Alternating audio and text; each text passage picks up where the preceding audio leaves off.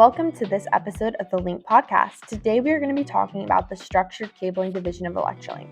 Electralink is a regional leader in corporate IT infrastructure design and structured cabling installation. It's part of the very foundation of Electralink and has been since the very beginning for the past 39 years and counting. Joining me today to talk about structured cabling and what this division is made up of at Electralink is our very own Rob Stanton, COO. How are you doing today, Rob? And welcome to the Link Podcast. Doing good, Bree. Thank you. Good. I'm glad you're on. Let's get right into it. Can you tell me a little bit about your background pre-Electralink?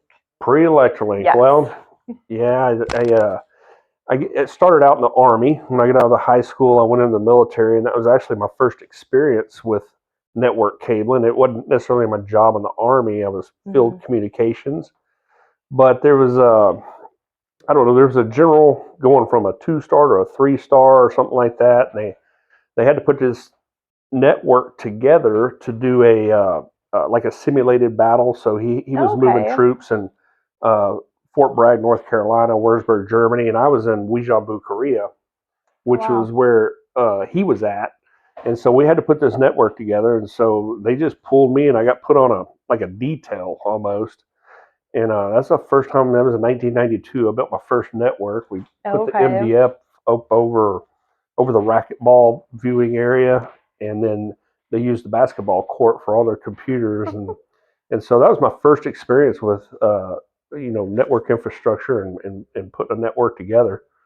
And then it was actually my last experience too in the Army. I did it that one time and went back.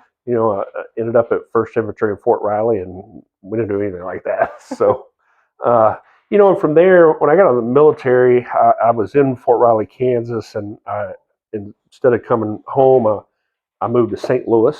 I just hung a left on I-70 and ended up in St. Louis, and so I got a job there. I worked for a company that's actually based out of Dallas. But I was in St. Louis. It was a company called DSC Communications. I worked out at McDonnell Douglas doing infrastructure, and did some traveling for central office installations and stuff like that. They ended up selling to Alcatel, but I had come home to see my mom and dad, and they live in Granite Shoals, Texas, which is out the hill country here, just west of town, west of Austin, and my mom owned a flower shop. And she knew this guy. His name was Ron McReynolds, who had moved there from Odessa, Midland.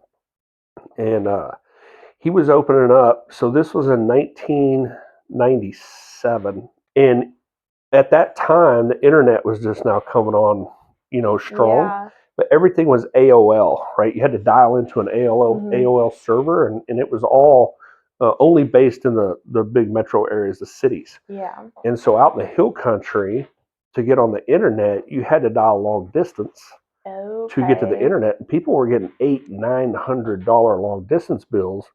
Oh my gosh. Because the data speeds were just so slow back then. I mean, you waited for everything anyway, so the hours and hours and hours of long distance.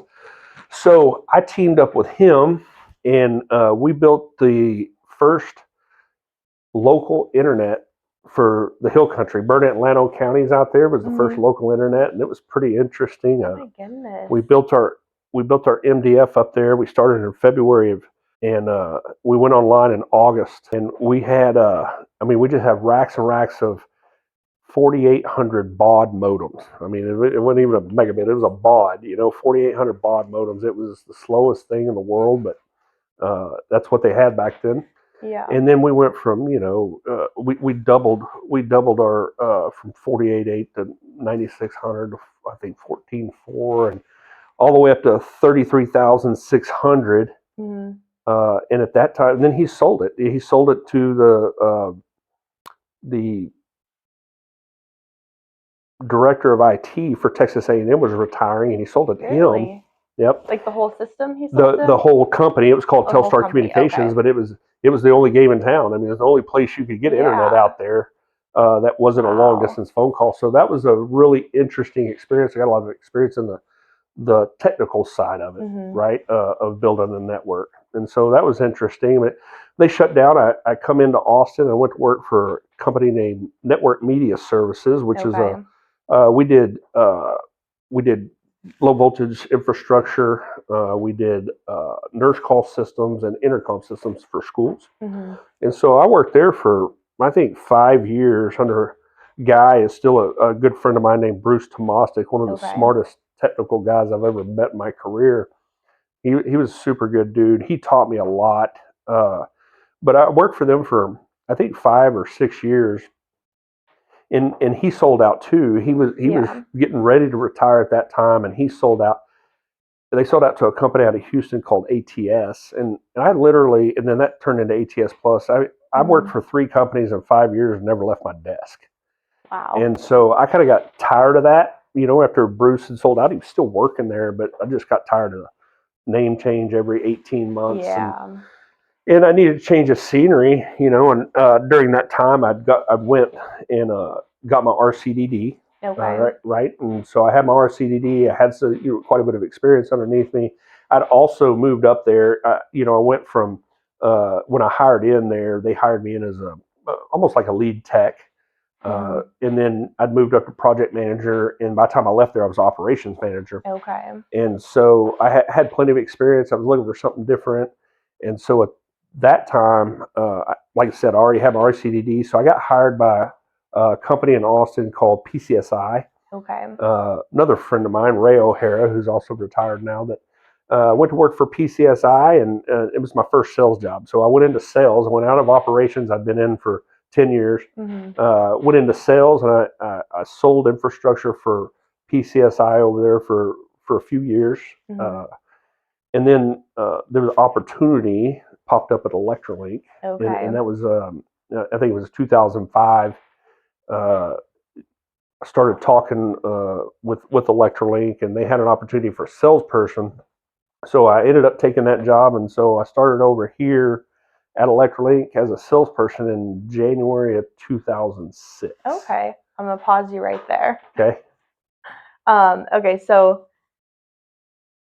before you started the sales position at ElectraLink, your first experience with structured cabling or any sort of network system was in the military. It was. Yep. Okay. So when you started in the military, was that something that you knew you were going to be working on, or was that kind of just you got thrown into that and you just had to work on that? No, I got to be honest with you. So I went into the military in 1991. Okay. There was no internet. There were no cell phones or beepers Mm-hmm. or anything like that. And I'm from West Texas. I'm from Pecos, Texas, a really Okay. small town out west. It's cotton farms and oil rigs, and Mm-hmm. I didn't know any of that stuff existed. Yeah. I didn't even know it was a thing. So no, I was completely ignorant to it Okay. when I went into the military. But I signed up for the military when I was 17 years old, Okay. which means my dad had to sign for me. And so in Yeah. order for him to sign for me to go into the Army, his only requirement of me was to do something where you can get some sort of education, right? Yeah. Not go be a military speed bump somewhere, but actually do something that's going to move your life forward, Mm-hmm. hopefully in the future. And so Yeah. when I went in the Army, I was what they called a 29 Sierra at the time. It don't Okay. exist no more, but it was a communications security, field Okay. communications security. So I was in the communications field, but it was more radio than it was Okay. infrastructure. Gotcha. And just because I worked in the communications department is the reason that lieutenant stagged me that day to come build that network. Yeah. So it wasn't only my first exposure and installing my first network infrastructure. And back then, gosh, it was a RG58 thin net and some mixed in category 3 unshielded twisted pair, right? It was kind of a mixed network Okay. type, but that was my first exposure. Until Okay. that day, Bree, I'd never heard of it, didn't know what it was, I didn't know how it Yeah. worked or nothing. So that was my very first experience Okay. there.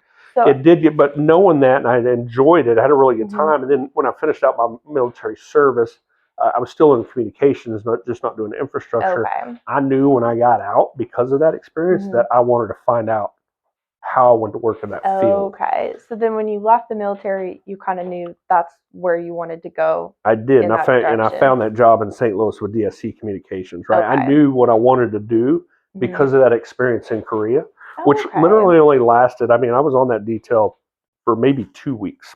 Okay, so it was a short time. So it was just building the network, and then they kicked me out and let the officers do what officers do, I guess. So Yeah. yeah, so it was a short time, and we Okay. we were working, I don't know, 18, 20-hour days to get Wow. this thing up and going, ready for the exercise. In in I knew when I got out that I enjoyed that a lot more than repairing radios. Yeah. Yeah. Okay, cool. So that's kind of where it all stemmed from. That's where it all stemmed from. Yeah, Okay, 92 cool. in Guizhou, Korea. Wow. So That's insane. Okay, so then fast forward back to right before you started Electrolink, you were doing some sales stuff. yes. So how did you first hear about Electrolink? Was it you just happened to come across the opening? Well, not exactly. So Austin's a pretty small community, or it was a lot smaller back then too. In the '90s, it was a lot smaller, but it's a pretty tight knit community. You know, the low voltage infrastructure teams back then. I mean, we had, I had several competitors. I knew all of them, but we'd see each other at pre bids and happy hours. I mean, it was so the community is fairly small. So, uh, I probably got introduced to Electrolink or who they were probably in the late '90s. Okay. Right, as just being another competitor of ours and everything. But over the years, especially when I was in selling. So when I was in selling for PCSI, I mean, everywhere I went,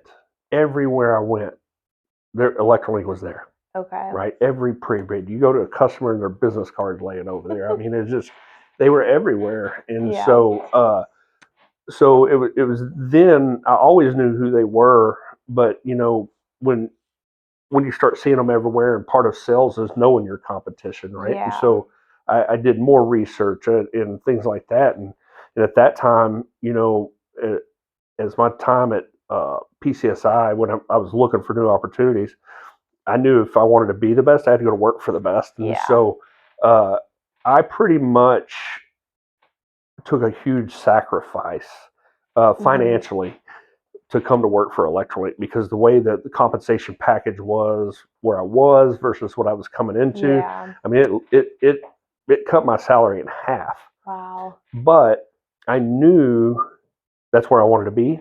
I knew that's where I knew it wouldn't stay that way, right? It's just I had to go sell some cable, and I did, and it all worked out. But no, I knew Electrolink was, the brand carried its own weight in town, and that's what I wanted to go work for the best, and so I was going to do whatever it took to get in. Yeah, so it made it a pretty easy decision.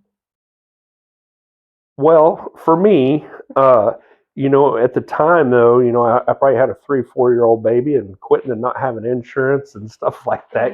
So it was a big decision, because it was going to cause me some different type of financial strain, and waiting on insurance and stuff. I had a very young family at the time, but no, I knew I was determined to go to work for Electrolink. That's what was going to happen one way or the other. Yeah.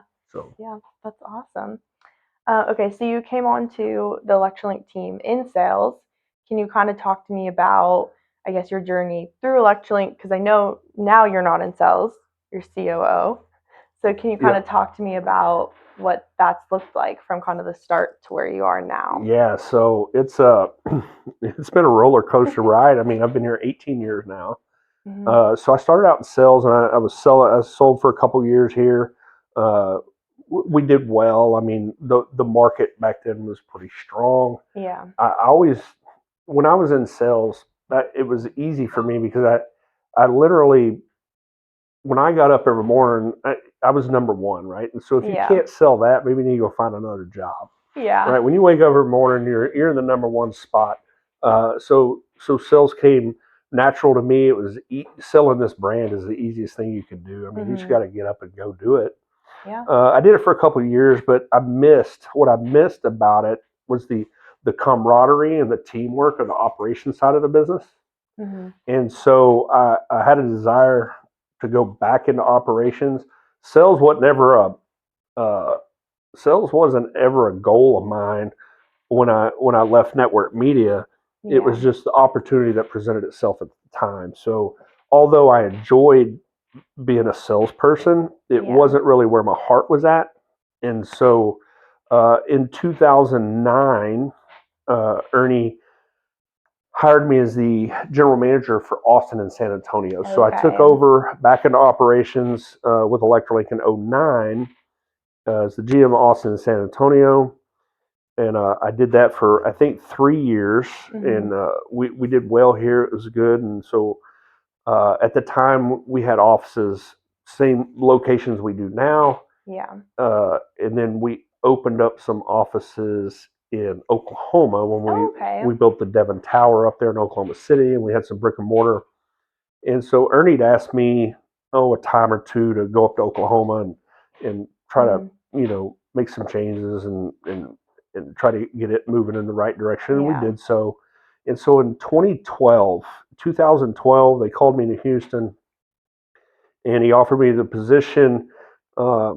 Don't remember exactly my job title, but I think it was vice president of operations. Okay. But what that entailed is just running all the branch offices. Okay. So starting in 2012, I was running Oklahoma City, Dallas, Austin, San Antonio. Wow. But I wasn't running any of the College Station or Houston operations. Okay.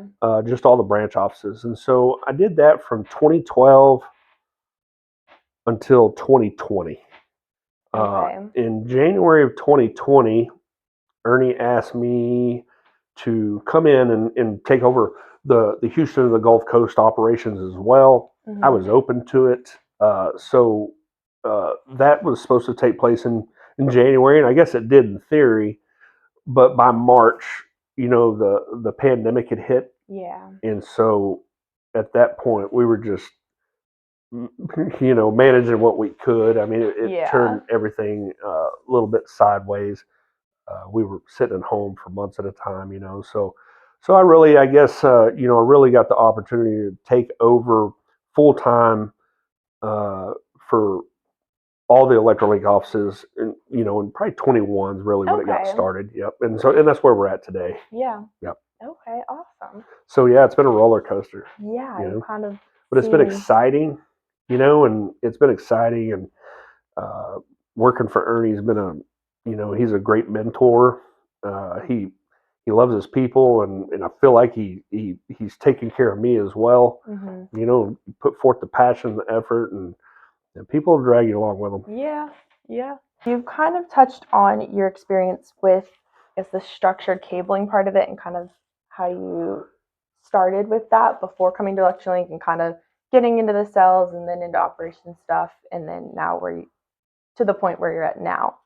Can you kind of talk to me about how you've seen structured cabling change over the years, because you did kind of see it be introduced, and I'm sure you've seen the growth over the past few decades? Yeah. So the changes in the market over the last 20 years has been just astronomical. I mean, it's for me, coming from when I got started in 92 to where we are today in 2024.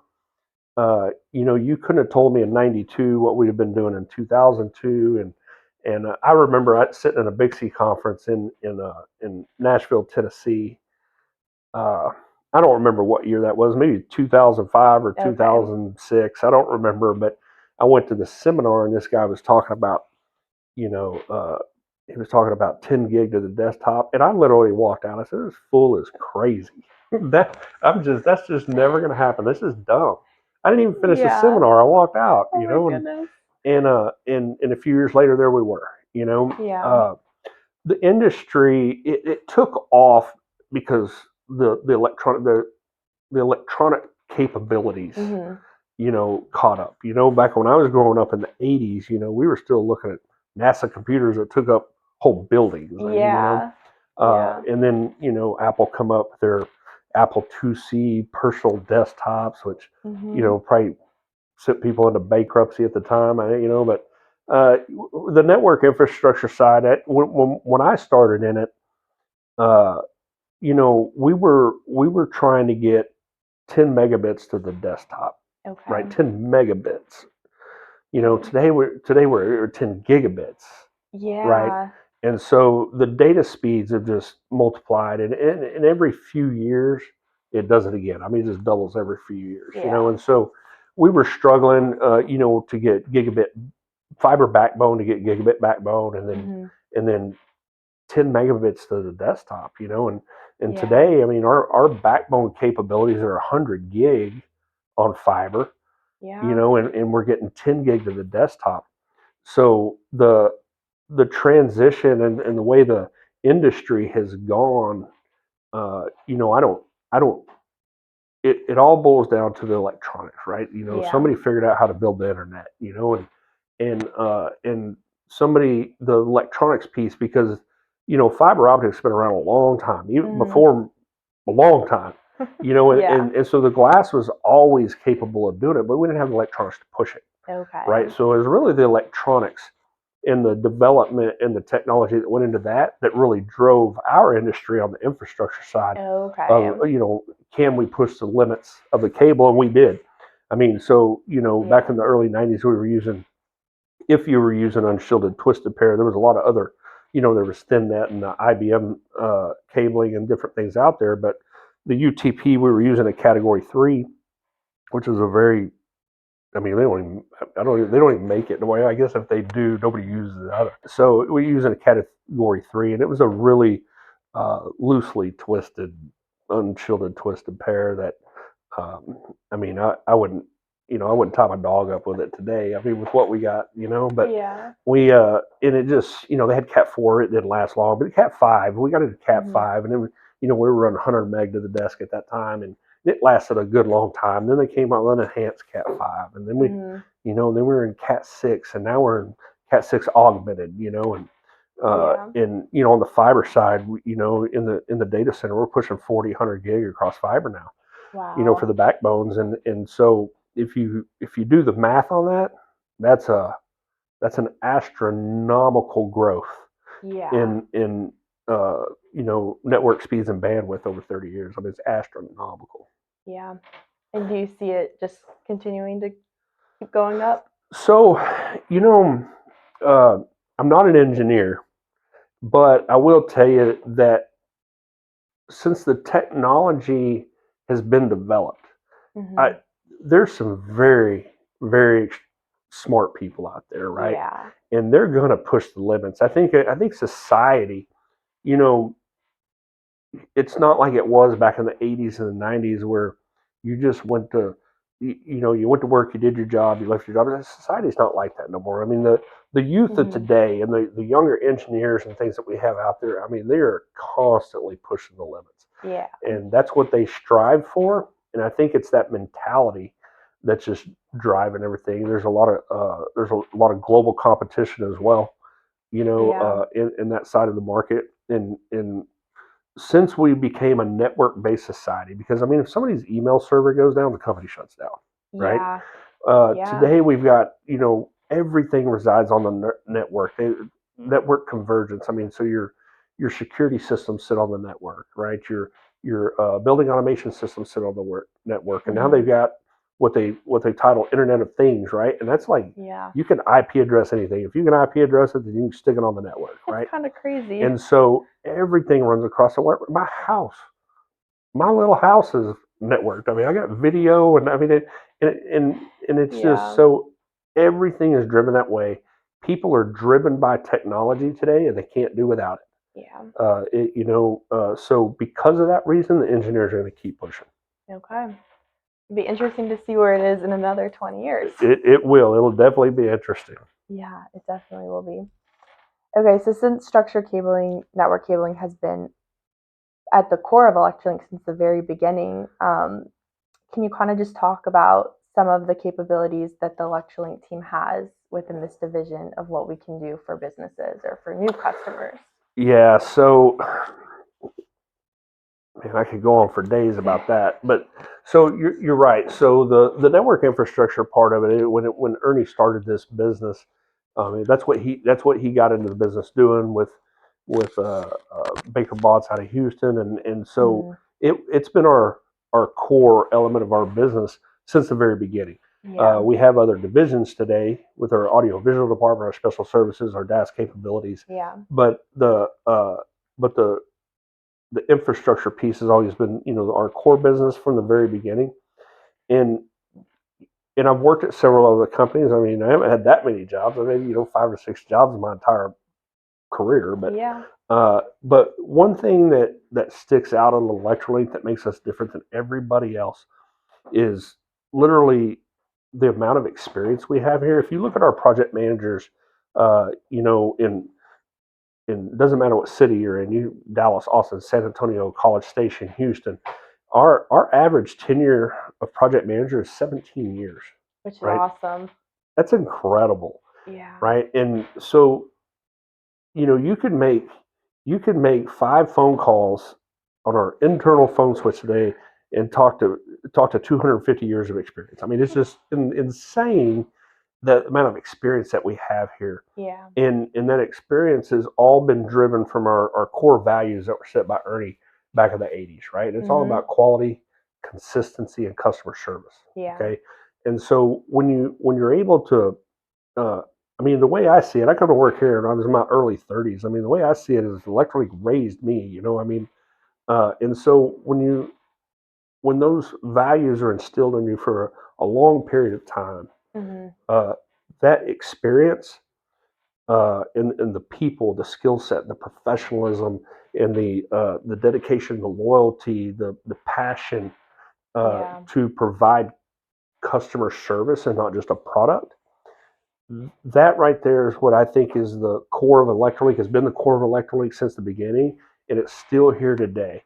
And so, in our structured cabling division, uh, I think that's what just sets us apart. I mean, it's the people, it's the passion, it's the values that Electrolink instilled in every employee that's come through here. And if you don't hold those values and don't have that passion, that's okay too. You're just not going to work here. Yeah. I mean, so it's it's the one thing that sets Electrolink apart in our infrastructure division is our just the experience and the values that these guys hold, the tenure of our employees. I mean, it's something to be proud of, and I think that's what sets us apart in infrastructure. Yeah. Yeah. Since your current role at Electrolink as COO and you no longer are working out in the field, can you kind of talk to me about how your past field experience and past positions have benefited your current role? I think the field experience, I think it's invaluable. It's not always the case, right? I mean, because you know every every technician don't make a good project manager. Every project manager don't make a good business manager per se. But I think from my perspective and the position I hold today, that field experience allows me to connect to every employee at Electrolink, right? Yeah. It's not just, hey, Rob, can you have a conversation with our CFO or our president and the accounting department? I can go to the field and from the the technician out there pulling the cable to the guy splicing the fiber. Yeah. So I think to me it holds a lot of value because I think it is the start of building relationships, the start of building respect, and those two things right there, allows the communication, which is so important, right? And so and I think I would like to think that it shows employees that you can do anything, right? Yeah. You don't have to be a cable puller the rest of your career, and you don't have to leave Electrolink either, Yeah. right? So it's it all boils back for me is yes, the experience does. When I was selling, I didn't have to drag an estimator with me. I didn't have to drive a project. I knew what I was looking at, right? So I could go do these walkthroughs. So I think there's a lot of value in that. I think there's a lot of value to my estimators for sure because they didn't have to go do it with me or for me. And then today in my position as the COO, uh, albeit it is a corporate position, I don't like to think of myself as a corporate employee, right? I tell every branch out there, it's like, man, I'm part of the team. I'm not corporate. I'm part of your team. And I think I can do that because of my past experience. I mean, I can get in there, I can review bids, I can look at jobs, I can communicate with employees. I know what they're doing, I know what they're going through. And so I think for me, it's been very valuable. Yeah. It doesn't always have to be that way, I guess, because we've got some very talented people at Electrolink that have come through here that didn't have experience and have done really, really well. But I think for me, my experience, it just gives me that connection. And like I said, maybe the guy just will respect my experience a little bit more to help, ease the communication, develop relationships, and just keep things moving in the field, which is what my passion is. And if we have the same passion and the same experience, then it's just easier to communicate and get people on the same sheet of music. Yeah, no, I think that's good. And I think too it adds that certain element of like them being able to relate a little bit more with you, or you being able to relate with them more because you kind of both have been in that spot Yep, at some we've point. always been there. All of us has been there, Yeah. with the guys in the field, and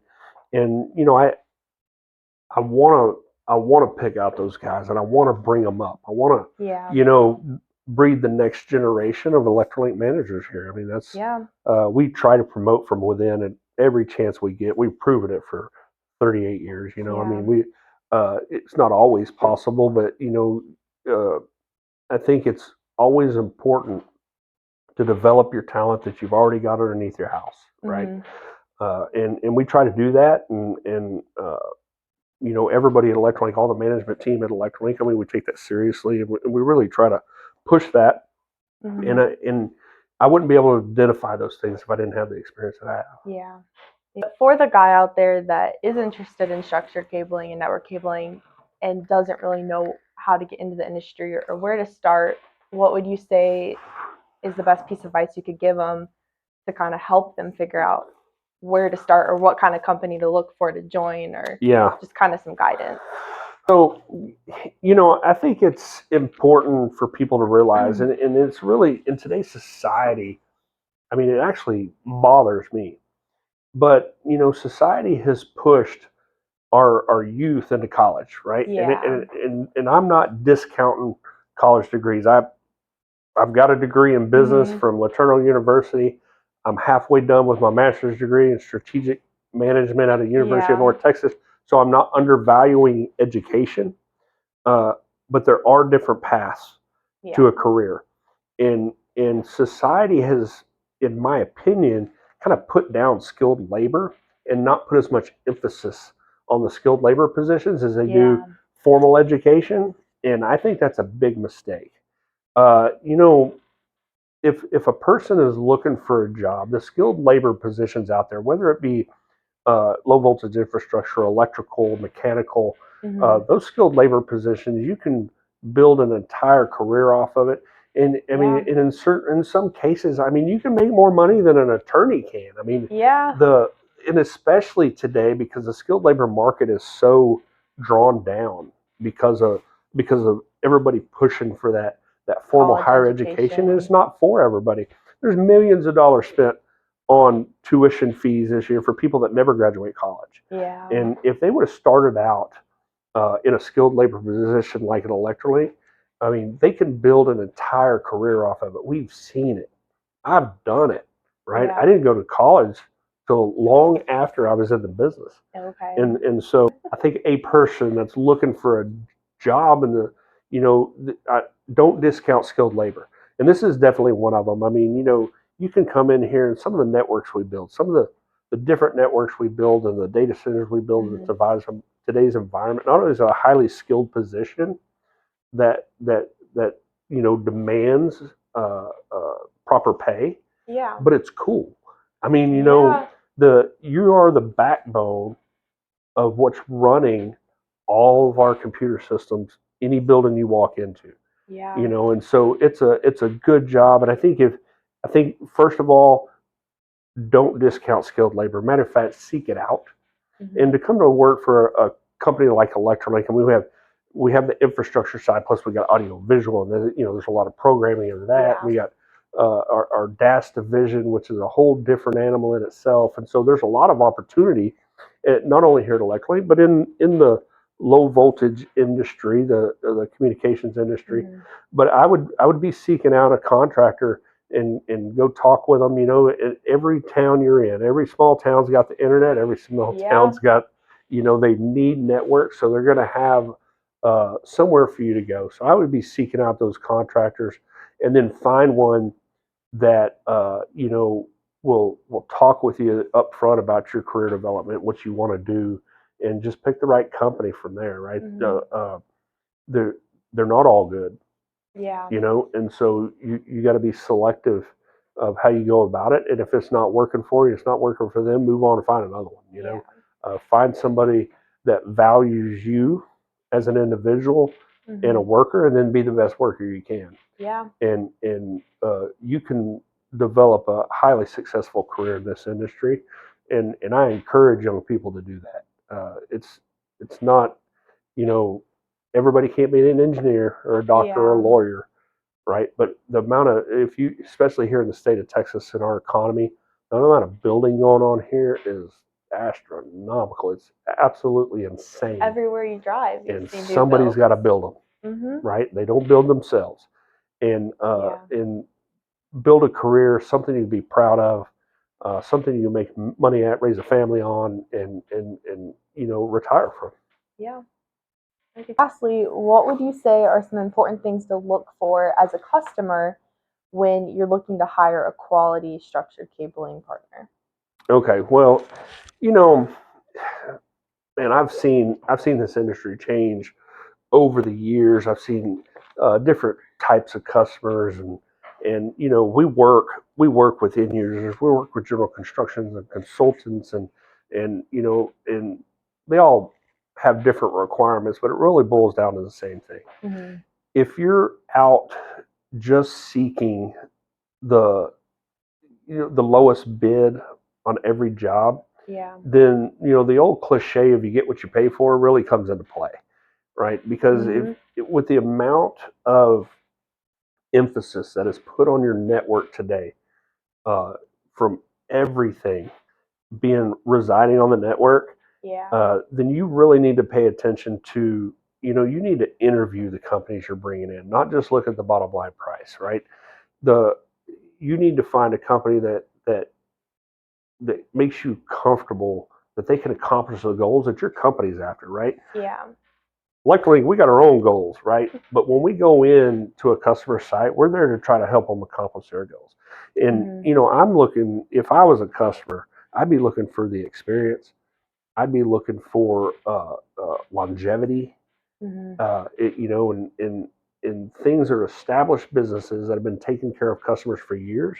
And then go check the references. I mean, I can start printing on Electralink's references, and they'll go from here to Dallas. I mean, check those things.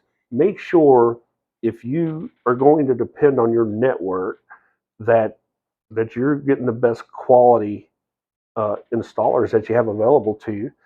It don't have to be overpriced, right? Yeah. Because the market is what it is. I mean, the market's just going to give what the market gives. Yeah. So it's not like you're overpaying for quality and consistency and customer service. You have to do your due diligence in interviewing and selecting the right contractor for your needs. I mean, if you were going to get a pacemaker in your heart, you wouldn't just go for the low bid. I mean, you're going to look around, you're going to interview and find the right doctor, and it works the same way with this. I mean, if your network is not reliable, then your business is unsustainable. And so I would encourage companies to pay a little bit more attention to the qualities of the company, and do their due diligence and interview, and may the best man win from there. Yeah. No, I think that's a great piece of advice. And Electralink's always here to help with network cabling. Yeah, I've been here for 38 years. We're going to be here for another 38. Yes. So it's been a great ride for me, Rob Stanton. I'm proud of everything we do every day, and the customer service we provide. Some of the feedback I get from our customers, it's not that it can't be duplicated, but we've already made all the mistakes back in the 80s, right? And so we've got this business figured out. We're darn good at it, and so we can take pride in it. Our customers can take pride in what they're getting, and I think that's what's most important. Yeah, we got a good thing going. Yes. Well, that's all the time we have for this episode. So thank you so much for joining us, Rob. And thank you to everyone who tuned in to listen to this week's episode of the Link Podcast. We hope you enjoyed this episode. Tune in 2 weeks for our next episode, which is going to be talking about the industrial communications industry.